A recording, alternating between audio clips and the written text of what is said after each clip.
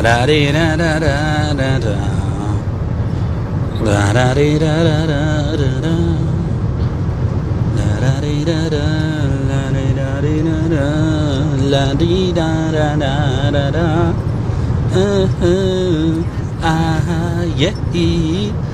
assume we have no viewers. Whoa! That was my voice. I assume the sun is shining as we go live to no viewers. How many viewers do we have? 0 viewers. Terrific. Maybe we could break a world record. Then I'll wait for we had to have 1 like, so maybe. I'll wait for a couple minutes as we drive through scenic West Virginia. Should you send a text too? Yeah, I think so. I guess we'll see how it goes. Yeah, we'll see how it goes. 31 viewers. 31 viewers to go. Bigger than our audience this morning for a long time. Oh, I will wait till we get a couple more folks in. It's 7:15 here in the mountains of West Virginia. Status Quo's road trip. The way back edition. After a great interview this morning. Not so great interview this afternoon. Heat stroke twice in 2 days. But a great trip overall. And we'll have to do more of this since, unfortunately, it seems like COVID's going to be keeping us in for the short term. But yeah, we just wanted to do another live stream in the car as we're driving home. Do a little Q&A with the audience. See what you liked, what you didn't like, what other stories you want us to cover. Yeah. What do you think of today? I will say, honestly, you could obviously read pieces in newspapers about a case like Breonna Taylor, but it's different being in front of a family member and just seeing but feeling the pain. I mean, I could feel Breonna Taylor's, if you don't know what I'm talking about, I interviewed Breonna Taylor's aunt this morning, Bianca. You might have not seen it because YouTube, but the full interview is up, so definitely check that out after this live stream. Just feeling her pain really hurt me. I was trying to be professional, but she was having trouble answering some questions because you could just tell she's still in that stage of it not seeming real when you lose someone just recklessly and tragically like that.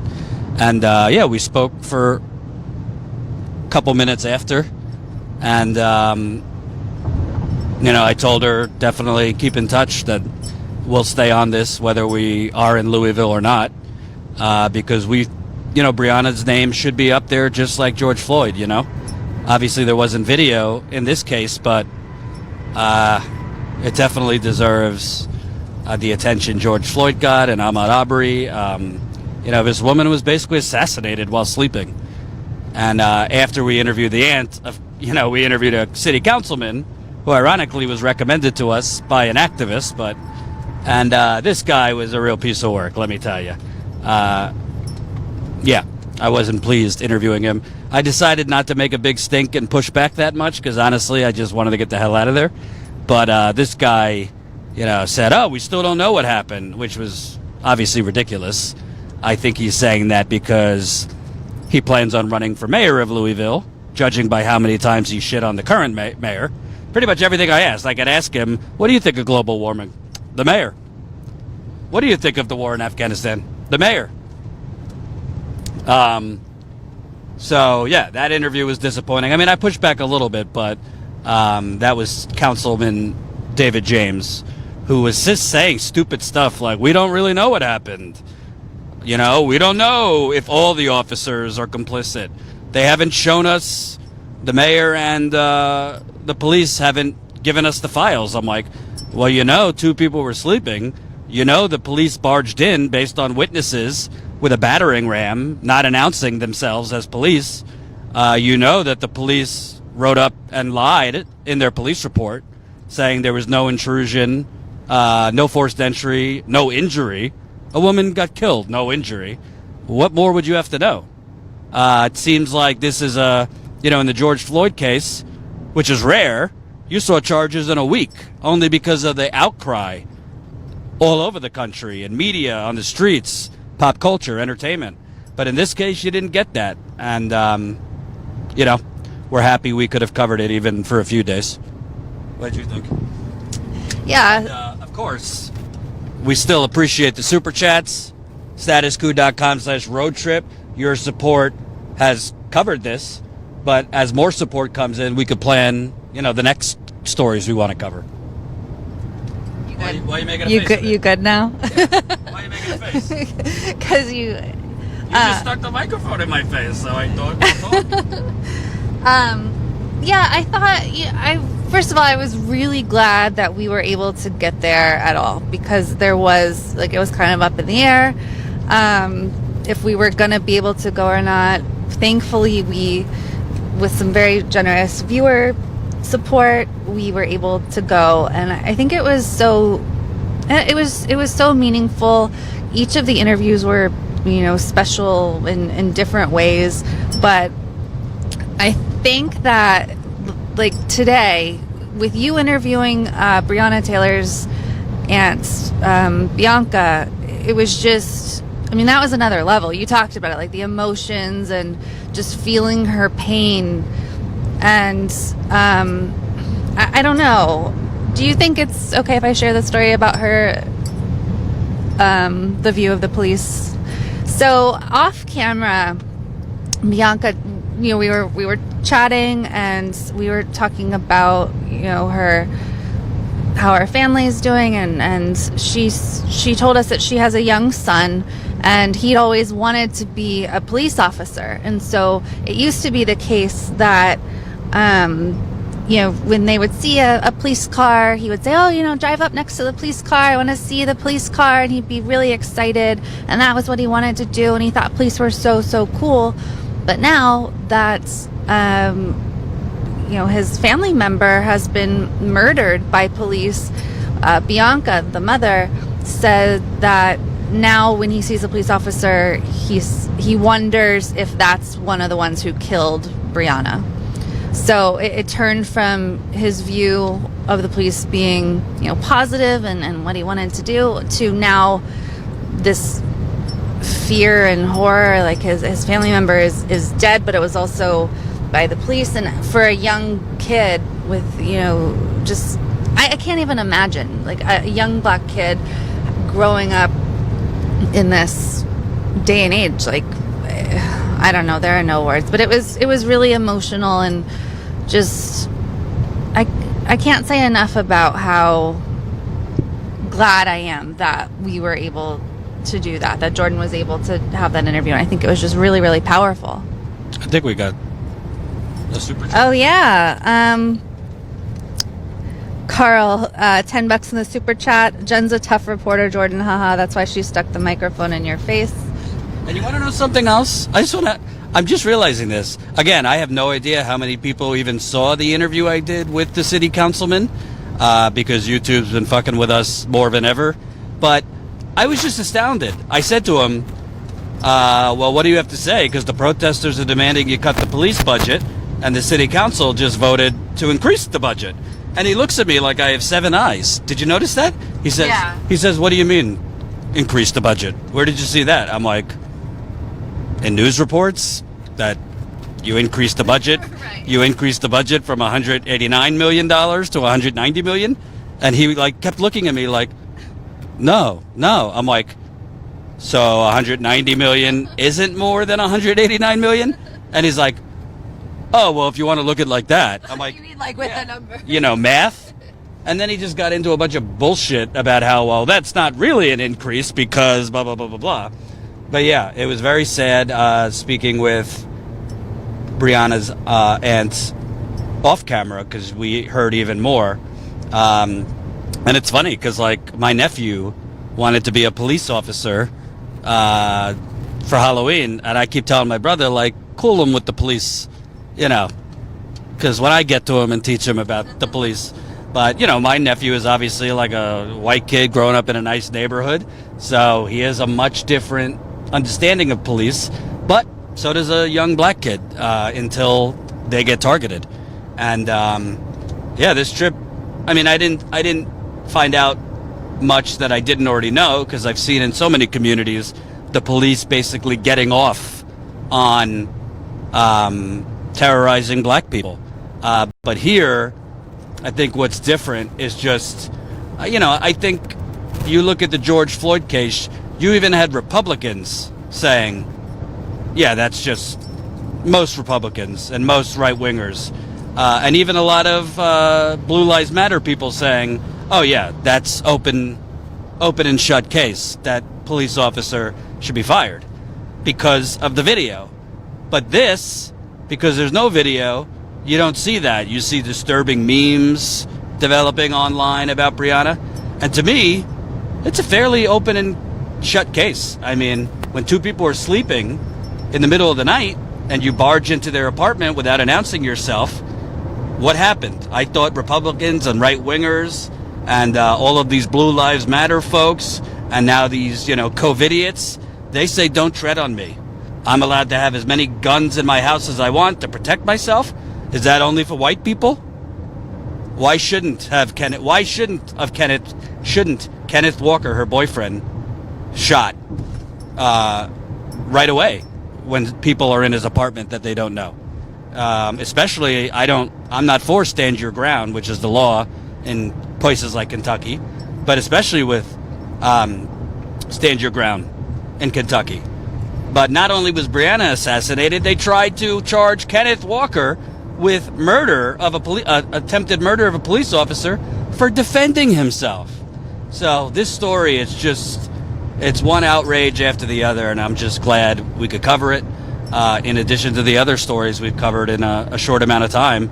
And I just think, obviously we can't be on the road at all times, but I think we're going to really try to expand off what we did here and just keep reaching out for stories like this, whether it be through Skype interview, which we could do live during the show now, and just keep targeting interviews with real people struggling, whether it's economically. We did some interviews about people's economic struggle during coronavirus, with police brutality and terrorism.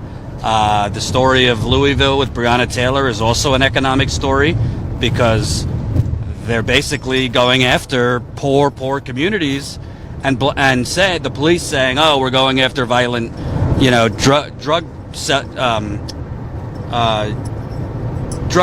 drug sellers and things like that." Okay, but why are people forced to sell drugs?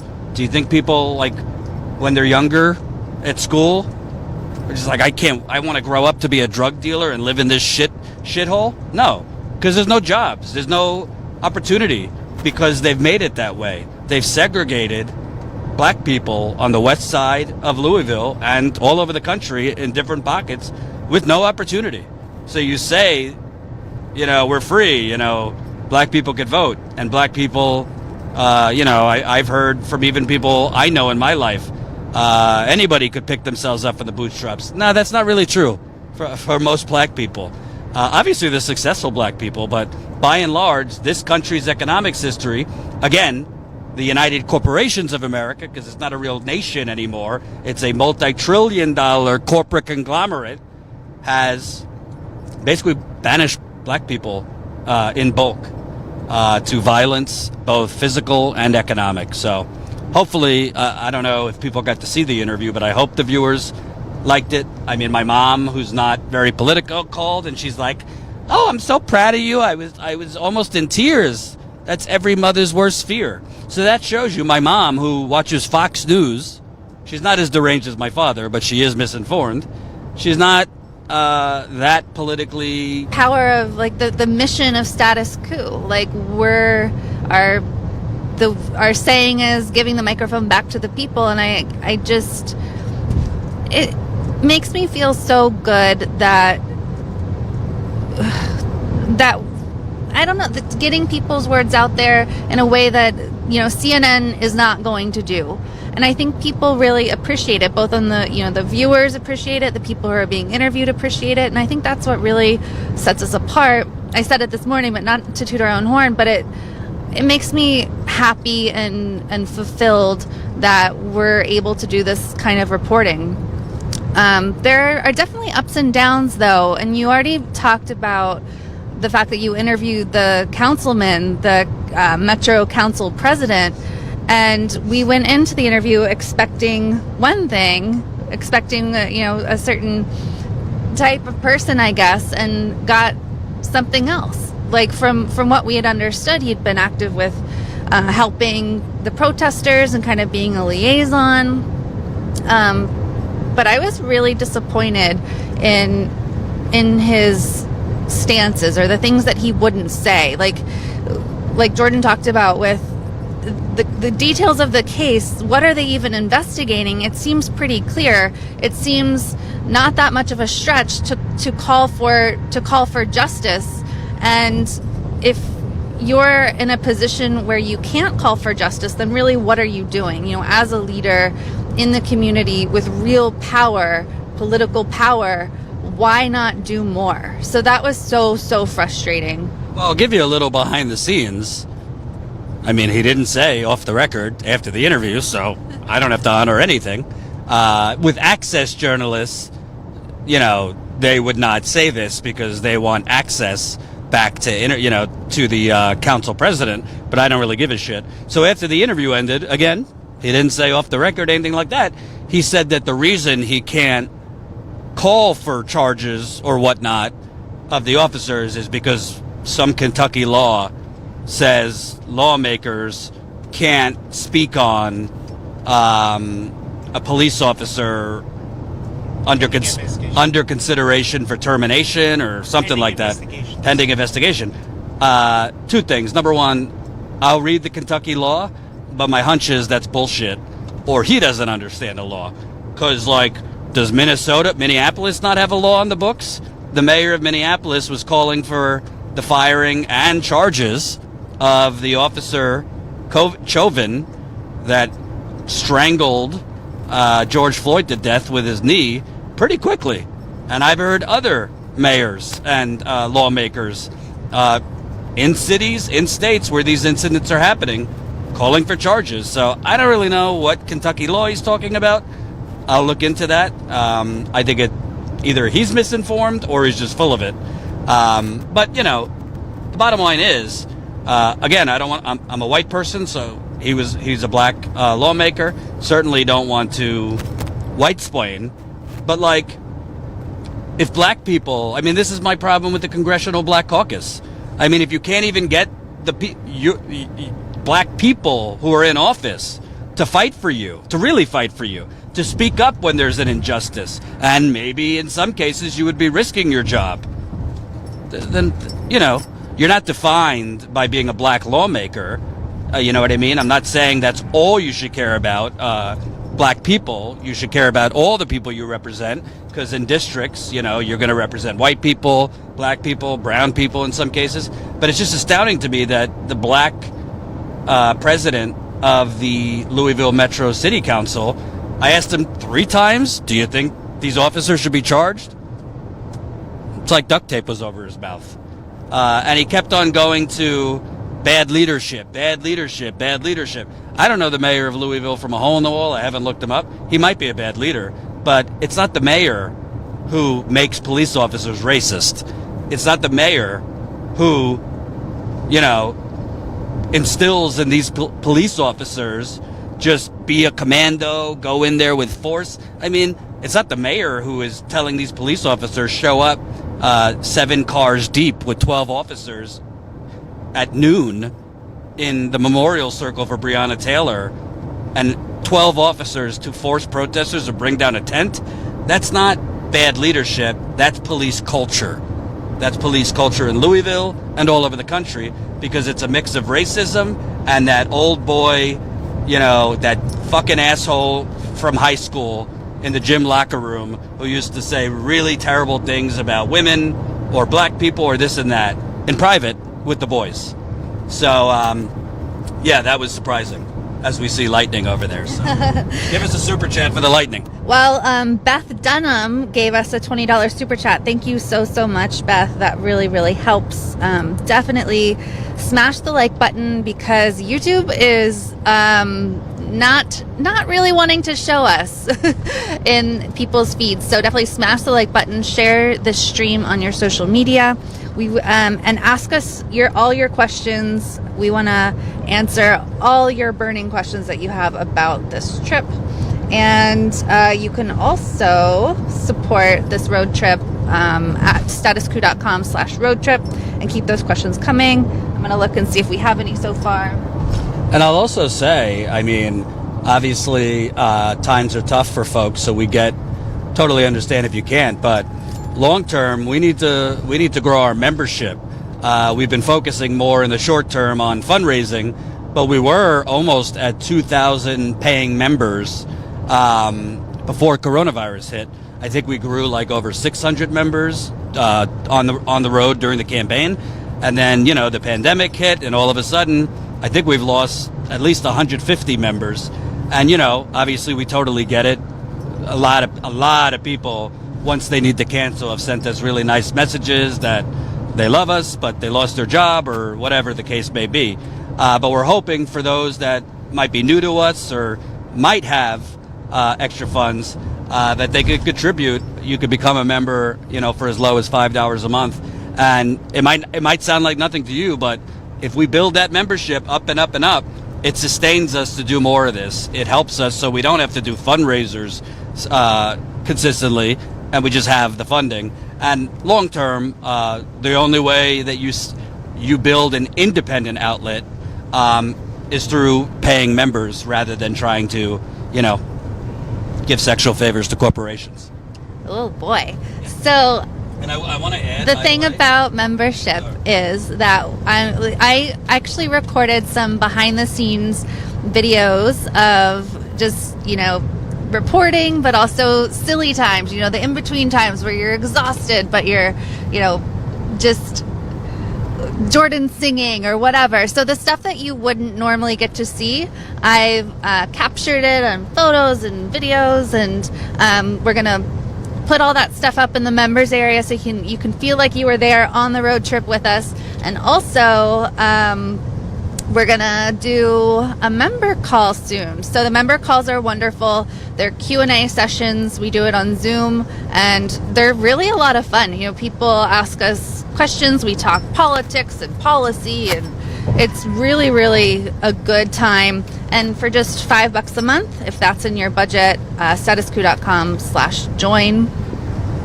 Yeah, I also say, honestly, you want to hear the real behind the scenes? Literally, I published the interview with Bianca, who is Breonna Taylor's aunt. I think it had 66 views in an hour. First of all, it's not even possible if YouTube is actually distributing our videos to subscribers. It's not even possible. So that's just showing you the hard work we're doing through YouTube's algorithm and fuckery. All of a sudden, we were growing and finally growing again, and then subscriber-wise, and then we take this road trip, and all of a sudden we're losing 100 subscribers a day, and now we're posting a really important interview, and it's at 66 views in an hour. Either we suddenly became uninteresting, either the audience is suddenly uninterested with corruption, injustice, social justice, or nobody's seeing it. And it's very frustrating. It's really frustrating. But what does sustain us is we know when the audience does see it, they really love this content. I mean, the audience just seeing us out here, I've been getting so many different emails like, Jordan, there's a story close enough to you. Drive here, drive there, drive here. I mean, Mama Chariton kind of needs her car back this year. This is my mom's car. But it's just amazing. When the audience sees our content, people really appreciate this. So I hope we could start growing our membership again so we could get back in the field. Because honestly, I think road trips are going to have to be the way we do it for a while. Because unlike President Trump, I live in reality. And I think coronavirus is here to stay, unfortunately, in the long term. And that's another thing. It's amazing driving through Kentucky, West Virginia, Ohio. It's a whole different world out there. I'd say the majority of people I've seen in those states were not wearing masks, whether we were at gas stations, in restaurants. The majority of people I saw were not wearing masks. What about you? I don't know. Definitely in West Kentucky. I guess it depended on who and where. Yeah, but I think like in Lightning. I think like in New York, everyone's pretty much wearing masks, and where I live in Maryland, people are wearing masks. It was definitely less than like it was definitely not everyone was wearing a mask, and it was alarming sometimes. You stay far away from those people and social distance, but it's like it's worrying. You're underselling it. I mean, I think most people I saw at gas stations, at restaurants, there were many that were wearing masks down, like not fully over their face, and then a lot that weren't wearing masks. I ain't trying to shit on these states, but it's also partially because of these lax laws. I mean, I saw at our hotel, they had a sign like suggesting a mask. I mean, it's just crazy. It's crazy that a mask has become the new culture war. I mean, it's a fucking mask. It's startling. And, I cover the Democrats' corruption a lot, but there's only two places to look right now. The President of the United States and the Republican Party. I mean, even Mitch McConnell has been putting out to wear a mask. So it's really Trump and his acolytes making it seem that this is tyranny and that this is all a conspiracy theory. I can tell you it's not, because I had coronavirus, and I am deathly afraid of getting it again. It's serious. It's real. So. Yeah, and everyone just wear your mask. It's real, like you said. It's like it's not that hard. It's just a mask. Just put it on. So hopefully, all you guys are being smart and wearing masks. And I missed a super chat. So exciting, and it's from Enots, not Anot. Enots. Thank you for coming to my city and reporting the truth. The Ville. Yes. So I guess you're from Louisville. I had never been there. Jordan's been there, but from what we were able to see, like I had never been to Louisville. Oh, okay. Yeah, from what we were able to see, we didn't like sightsee or anything, but just like walking to interview locations or grabbing food or whatever. The history there is really striking, and in many cases just completely awful. There was one sign as we were walking to get lunch earlier today where that particular area was a slave pen, and it just like I would like to go back sometime to kind of get more of the history and see more of the city. It was a really cool city, really nice people, but lots of very disturbing history, as America has. And another thing I wanted to talk about, and again, you're just not going to get this if you don't go out in the field and talk to people. Listen, I don't care if the Karens of the world and the neoliberals and the wine moms want to get mad at me, but the truth is the truth. Amy McGrath, who they pumped $50 billion into her campaign. It's the only reason she defeated Charles Booker. It's not because of her outstanding charisma and courage. I simply asked Bianca, who's Breonna Taylor's aunt. Whoa, look at that lightning. My goodness. Has Amy McGrath reached out to your family? I would think, at the very least, maybe after she should have reached out long before the primary if she had any genuine care about Black lives, this family. So she never reached out to the family before she won, but she also hasn't reached out after. You're the Democratic nominee for Senate in Kentucky, which has cities that are significant black populations, but more importantly, you got an explosion of a civil rights movement all over this country that white people are now joining. And you can't even pick up the phone to call this family?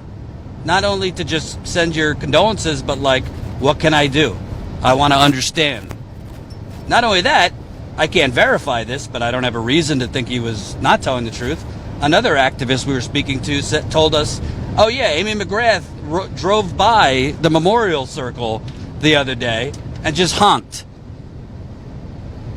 Yeah, and Bianca also said that Amy McGrath did an interview recently, and I guess they asked her about the protest or something, and she mentioned George Floyd's name and maybe Ahmaud Arbery, but did not mention Breonna Taylor. I mean, she's trying to win in that state, and she can't even mention Breonna Taylor. It's really disturbing. And of course, I'm sure you guys can guess who did reach out. That would be Charles Booker. So a lot of I would say every activist or person we spoke with was upset that Booker didn't win. It seemed like, his policies were great, and he really was there with the people. So a real disappointment. It is pouring down rain now, guys. The rain, do do do do. Here comes the rain, and I said, it's all right. I hope we don't get a copyright strike for that. No, I don't think we will. But don't worry, I'm driving slow. I can see. It's all good in the hood. Let me get in the right. Yeah, some people are mad at you because you're in the left lane. Some people are what? They're like, I'm in the right. the left lane. Mr. Dead says left lane is a passing lane, not a travel lane. Jordan. Excuse me. I was passing until it started torrential downpour. So now I'm driving very slowly, looking straight, and I'm very focused. So if my girlfriend's watching, do not worry. We're all good. She's on a walk right now. Oh, wonderful. Do I feel safe driving with Jordan? Yes. Actually, Jordan's a good driver. I won't get into some aspects, but yeah, he's a good driver. Hey. But what were we listening to before we went live? We turned on Bernie's filibuster. For 2010. 8.5 hours. We didn't get that far into it, but we'll put it on again. Hey, I know a lot of people are mad at Bernie. I get it, but this filibuster, when I'm depressed, it fills a lot of emotions. Depressed, bored, whatever. Just need to fill time. It's better than any podcast. His filibuster from 2010, and it's still very instructive for today because not a lot has changed. So, yeah. That's very true.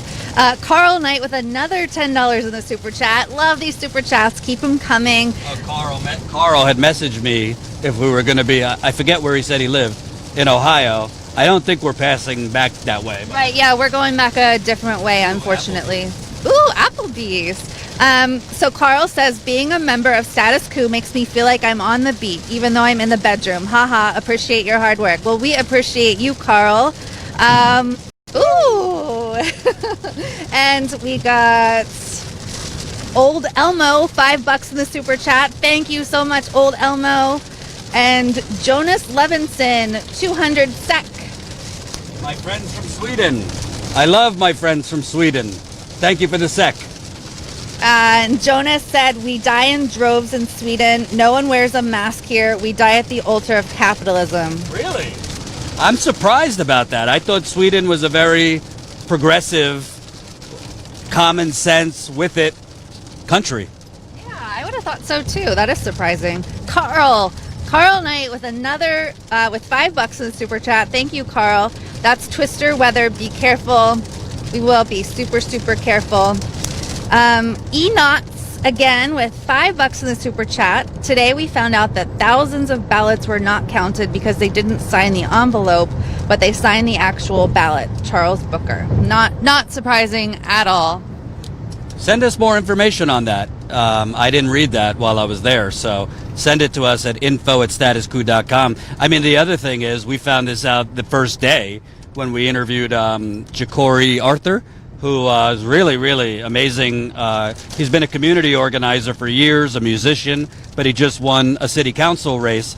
And yeah, that brother tells the truth. He was really, really dropping truth. But he told us, like, literally on the west side, which is the poor part of Louisville, most black people predominantly make up the west side. They didn't even know till the day of that all polling booths had been shut down and reduced to one. So they had no idea until that day. They also never received information that they could do mail-in ballots.